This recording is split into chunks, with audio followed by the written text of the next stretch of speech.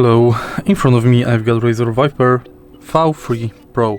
In this video I'll show you device preview.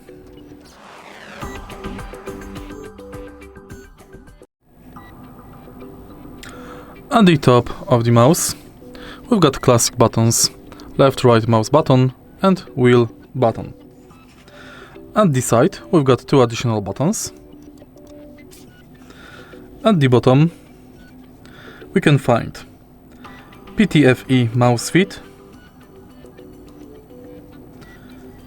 USB-C type port, power indicator and power DPI cycle button.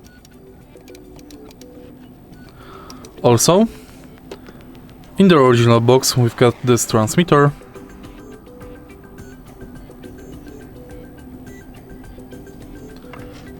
and USB-C, USB-A cable.